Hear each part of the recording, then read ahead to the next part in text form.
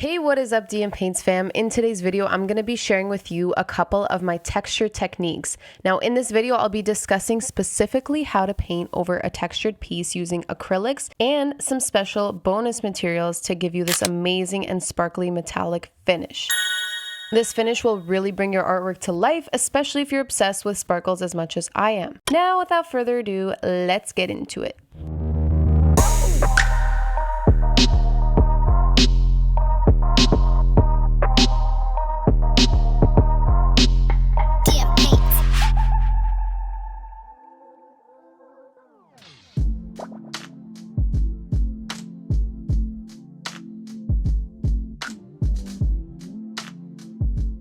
So the canvas that I'm using in this video is a 14 by 14 stretch cotton canvas, and I've already prepped the base with some texture paste along with some pastel colors.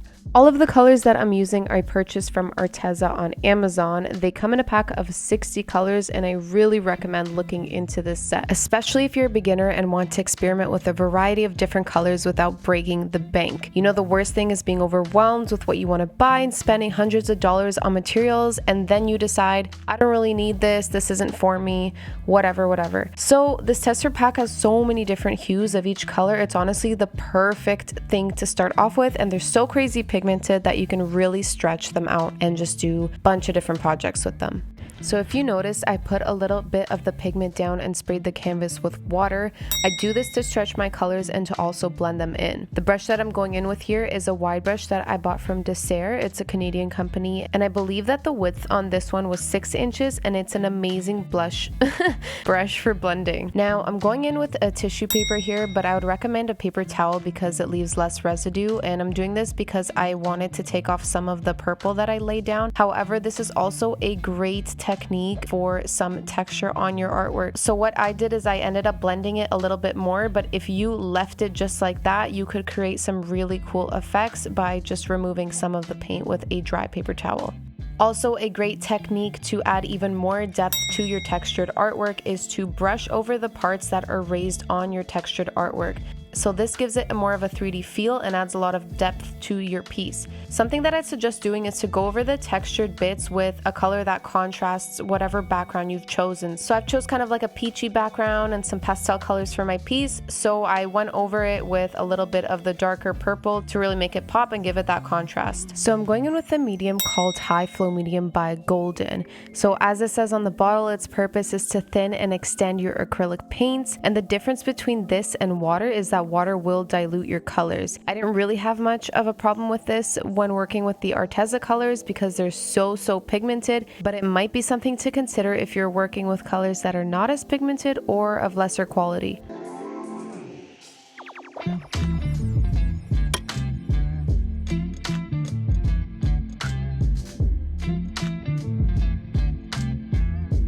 Okay, so I'm more or less wrapping up my piece now, and I bought this metallic distresser from Michael's, and this was around the time that I was only working with alcohol inks and I had no idea how to put it to use. But when I was creating this piece, I just thought I'd test it out. I don't know, I was really curious. And by the way, if any of you creators out there can tell me how you guys use distressors, please leave that down in the comments below because I have no idea. But oh my goodness, I didn't even test this out on a spare canvas. I just went right for it on this one, and I was blown away by the results. Like wow,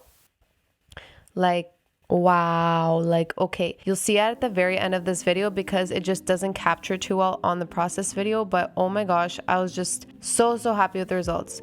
So please stay to the end of the results of this piece, and I'm also going to be talking a little bit about my store-wide sale, and this piece is actually available on there. I'll be talking about that in a bit, and on to my final tip for your textured pieces.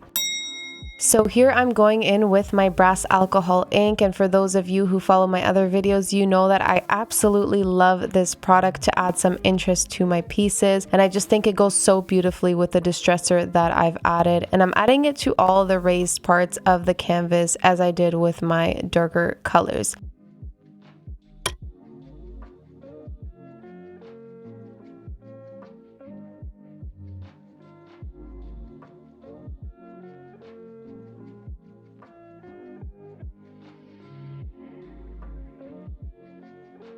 And here are the final pieces, Groovy and Groovy Baby, and the names were inspired by the retro color combination that I decided to use. And the shine on these pieces are just insane. Honestly, I truly hope you learned something from this video and you're able to apply these tips to paint your own textured pieces. If you guys are interested in learning how to create texture on the base of your canvas before painting, please let me know. I'd be more than happy to create a step-by-step tutorial on that for you. So one of these paintings is sold, but the other one is still on my shop, and I actually have a massive store-wide sale going on at dmpaints.ca, so let's go on over and check that out.